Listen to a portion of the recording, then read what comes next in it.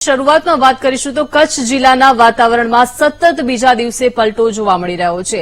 આજે પણ કચ્છમાં કમોસમી વરસાદ આવ્યો છે તો નખત્રાણાના રવાપર વિસ્તારમાં વરસાદી ઝાપટા પડ્યા છે। સતત બીજા દિવસે કમોસમી વરસાદ આવતા ખેડૂતો ચિંતિત બન્યા છે।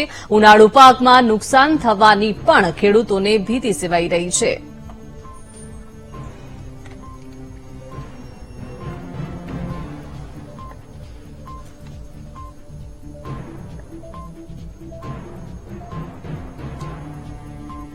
વધુ માહિતી સાથે સંવાદદાતા ભરતસિંહ જોડાઈ ગયા છે। ભરતસિંહ, કચ્છ જિલ્લાના વાતાવરણમાં સતત બીજા દિવસે પલટો જોવા મળી રહ્યો છે। કમોસમી વરસાદ આજે પણ ત્યાં જોવા મળી રહ્યો છે। દીપિકા, હવામાન વિભાગની આગાહી મુજબ કચ્છમાં આજે બીજા દિવસે વાતાવરણમાં પલટો જોવા મળી રહ્યો છે। ખાસ કરીને પશ્ચિમ કચ્છના નખત્રાણા અને રવાપર વિસ્તારમાં આજ બપોર બાદ આ વરસાદી ઝાપટો જોવા મળ્યો હતો।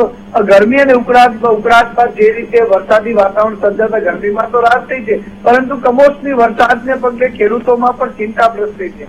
અને જોવાનું એ રહ્યું કે આગામી સમયમાં જો હજુ કમોસમી વરસાદ પડે તો કચ્છમાં કેસર કેરી સહિતના પાકોને વ્યાપક પ્રમાણમાં નુકસાન થાય તેવી ભીતિ પણ સેવાઈ રહી છે। જી દીપિકા। જી, આભાર ભરતસિંહ વિગત સાથે જોડાવા બદલ।